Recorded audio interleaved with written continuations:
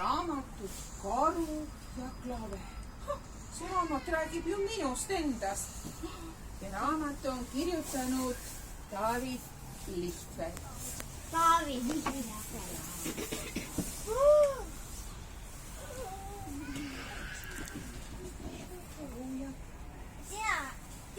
Sina metsad mängib klaver. Kuulame nüüd, millest see raamat räägib. Ühel päeval leidis karupoeg metsast midagi sellist, mida ta polnud kunagi varem näinud. Mis see küll võiks olla, juurdles ta. Ettevaatlikult puudutas karupoeg seda oma kohmaka käpaga. Imelik asi tegi jubedat häält.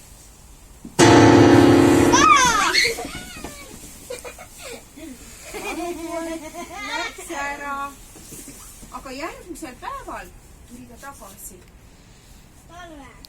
Jah, ta tuli kevadel tagasi, tuli sügisel tagasi ja ülejärgmisel päeval veel.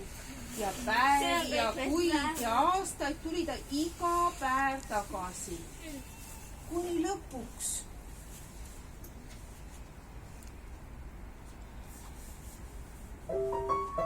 Heli! Sa mängid ise. Helid, mis tulid selle kummalise asjanduse seest, kõlasiti nüüd ilusasti. Ja karupojast oli saanud suur, tugev, hallikas pruun karu. Sina oled ta. Karu oli mängides nii õnnelik. Helid kandsid teda metsas kaugele ja panid unistama kaugetest imeilusatest maadest.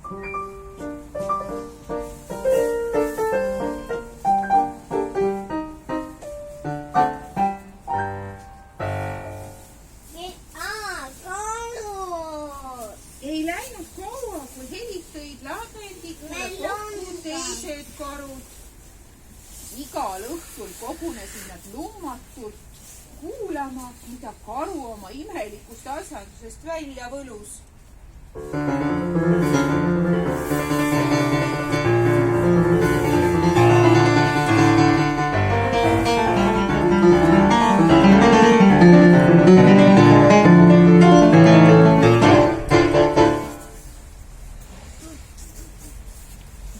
Ühel õhtul sattus lagendiku veerele tüdruk koos oma isaga.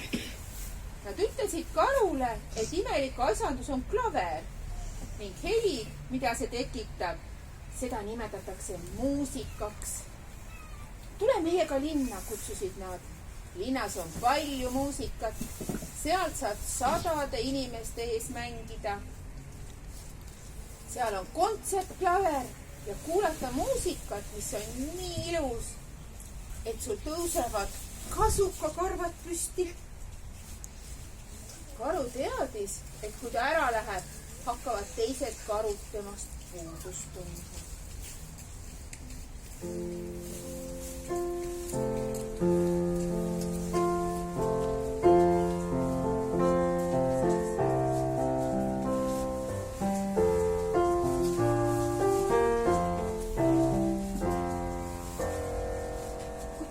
Väga näha, mis on peidus metsa taga, kuulata kaunist muusikat ja mängida klaverit paremini kui kunagi varem.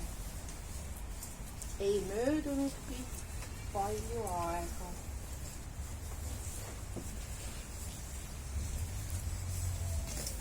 Karu nimi ilmus tulikirjas maailma linnad suurtele ekraanidele. Karu sai väga kuulsaks. Ta esines suurtel lavadel täismajale.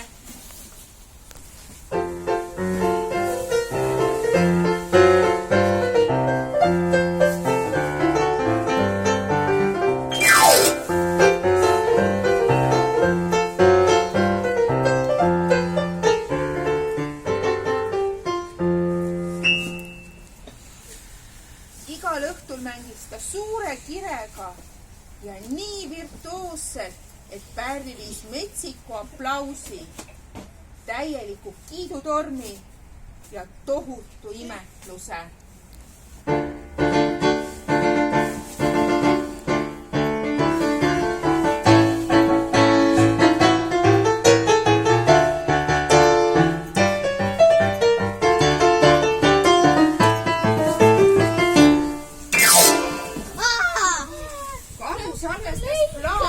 Mida saatis pöörane müügiedu. Ta andis intervjuusid, ta võitis auhindu, ta tutvus iga päev uute inimestega ja temast kirjutati kõikjal, kuhu ta vähegi lavale astus. Linn täitis kõik tema ootused, kuid sügaval sisemuses pitsitas miski kõvasti Karu südame. Ta oli kuulsus, tal olid auhinnad ja kogu maailma muusika. Ta igatses metsa. Ta igatses oma vanu sõpru. Ta igatses kodu. Karu otsustas tagasi minna. Ta sõudis kiiresti üle jõe ja sööstis õhinal metsa. Ta ei jõudnud kuidagi oodata, millal saab sõpradele jutustada linnas veedetud ajas.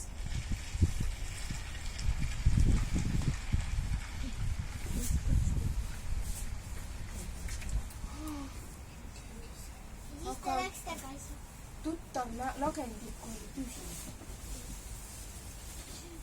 Ei olnud klaverit ega karusid, mitte midagi ei olnud. Karu hakkas muretsema. Ta kartis, et sõbrad on ta unustanud või on hoopiski vihased tema äramineku pärast.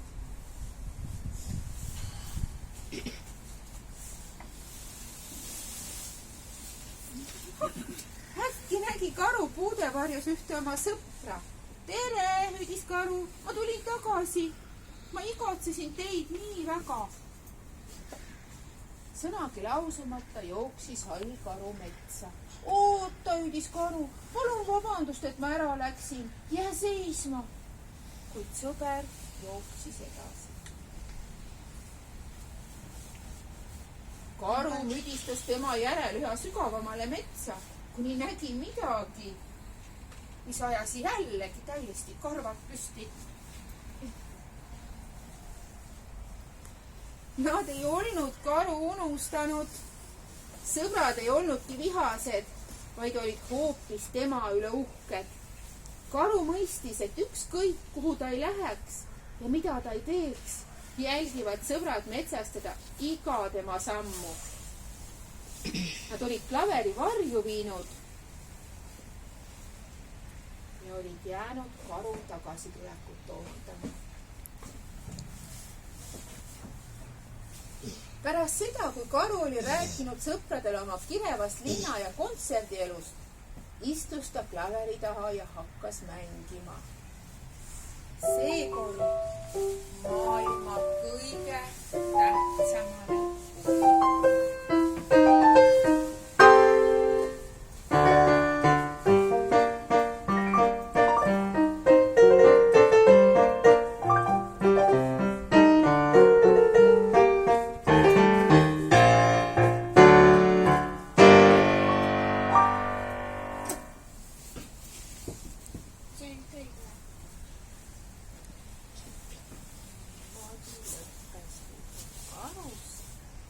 See oli siis lugu sõprusest, muusikast, linnast